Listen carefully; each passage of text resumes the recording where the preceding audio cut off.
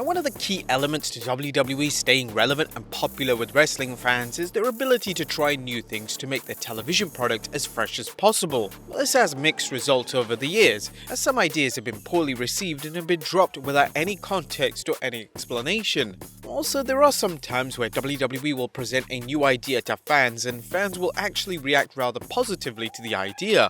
However, if upper management, well, more specifically Vince McMahon, falls out of favor with the new concept or idea, then it'll likely be dropped immediately, never to be seen again. But which things were they? Well, join us now as Wrestlelamia looks at 10 things that were immediately dropped in WWE.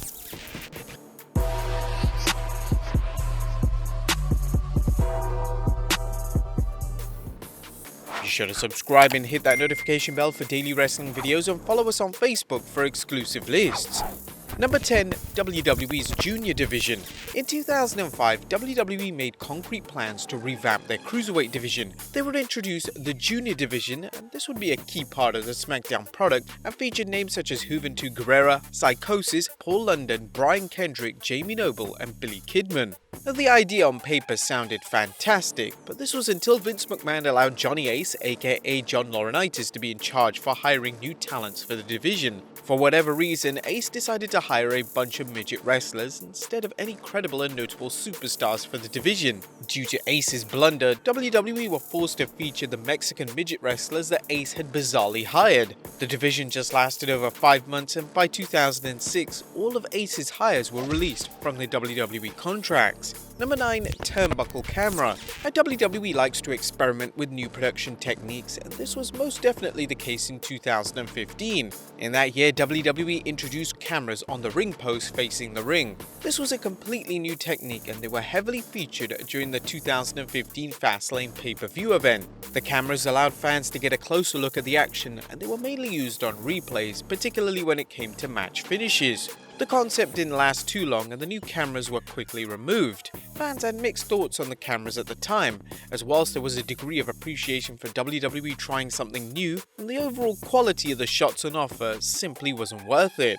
Number 8. The Shield's masks. In 2014, WWE decided to turn Dean Ambrose, Roman Reigns, and Seth Rollins babyface for the first time in their WWE careers. The trio, collectively known as The Shield, had reached new heights in terms of popularity, and WWE quite rightly believed they had 3 future WWE main eventers on their hands. To mark their first face turn, The Shield began to wear skull face masks as part of their entrance. These would notably appear during their entrance for WrestleMania 30 against Kane and the New Age Outlaws. However, for some reason, shortly after they debuted, the masks were removed and the trio would stop wearing them to the ring. The masks were a great feature to the Shield's aesthetic, and fans were disappointed that they decided to remove them. Interestingly, the mask would make a return during the Shield's 2018 reunion. Even though they weren't the exact same design that they used 4 years prior, they were all black and were all similar to the appearance of Bane's mask from the Batman comics and movies. Number 7. SmackDown Top 10. The SmackDown Top 10 ranking system made its first appearance in 2018 and would only last a total of 1 month before it was removed and virtually never mentioned again. The ranking system was announced and introduced at the time by SmackDown General Manager Daniel Bryan. Now, the idea behind the ranking system was that superstars would cast votes and the top 10 would be ranked based on these votes. Bryan would then use the top 10 ranking system to book matches and decide who gets a title shot. The concept was incredibly unique for WWE, but failed to create any true excitement, which explains why it was dropped rather abruptly. Number 6. Raw Dark. On May 20th, 2019 edition of Raw, WWE Hall of Famer Mick Foley came to the ring. The hardcore legend would make 2 announcements. The first announcement that they were introducing the 24/7 Championship, a title that still exists to WWE to this very day. The second one was an announcement that the third hour of Raw would be more gritty moving forward. The concept sounded like a breath of fresh air, but in reality, nothing had really changed. WWE simply dimmed the lighting of the show in the third hour. That was literally it. The experiment lasted a total of 2 weeks before WWE reverted back to normal lighting for the third hour of Raw. Fans expected WWE to introduce more hardcore and grittier elements into the third hour, especially for those lapsed fans who may not watched since the Monday Night Wars. But it wasn't the case. It was clear that WWE didn't honestly know what the logic and aim behind the idea truly was. Number 5. The alternative WWF scratch logo. As WWE have had a number of logos over the years, and possibly the most iconic is without a doubt the scratch logo, which rose to prominence during the Attitude Era. Interestingly, for a promo package for the UK exclusive pay-per-view in May 1999 titled No Mercy, WWE would use a never-before-seen logo in the promo package. The logo featured the classic scratch logo, however the F was separated from the W. It's unclear why they used this logo variant. Some fans speculate that WWE weren't able to use the WWF scratch logo in the UK due to the legal battles with the World Wildlife Fund. However, this isn't true, as they would use the iconic logo throughout their UK programming. This variant of the logo was only ever used on this one particular occasion. It remains a mystery why they tried the logo for this particular promo video. It may have simply come down to an error in production and the editing team simply edited in, well, the wrong logo. Number 4. WWE VR. In 2018, WWE made an announcement that they would be incorporating virtual reality into their programming. The first time WWE would do this would be during WrestleMania 35. But interestingly, they failed to make a big deal out of the VR incorporation, even though they were the first wrestling company in the world to utilize the new technology. Following WrestleMania 35, WWE wouldn't use VR in any of their programming until 2019 Survivor Series pay-per-view. This, however, would be the last time that they would use the technology, and the idea would be dropped following the pay-per-view. It was never made clear why VR was never used in WWE again, and it may have simply come down to the technology not being cost-effective. This is probably something that would have been great during the pandemic era though. Number 3. Raw Underground. On the 20th August 2020 edition of Raw, WWE would debut Raw Underground. Raw Underground was in essence Shane McMahon running a backstage secret fight club for WWE superstars. The concept was kind of unique and was nothing like WWE had ever done before. Fans reacted positively to the concept, and it was great to see superstars such as Shayna Baszler, Bobby Lashley and Dolph Ziggler all make appearances.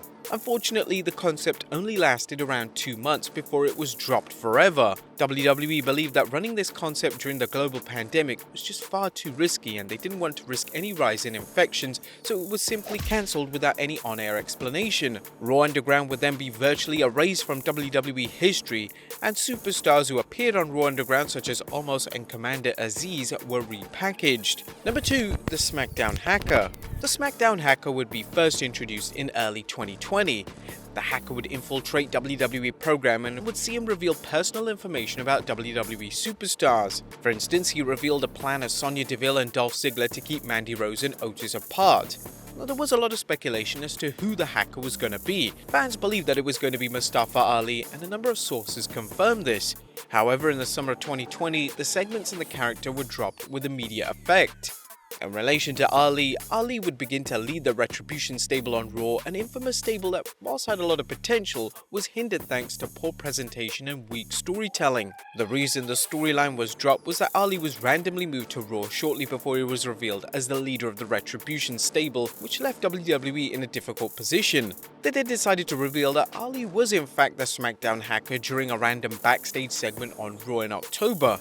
Now, the storyline of the SmackDown Hacker had a lot of potential, and there was a lot of interest in the story from fans. However, due to WWE dropping the segments and the storyline rather abruptly, the ultimate reveal was very lackluster.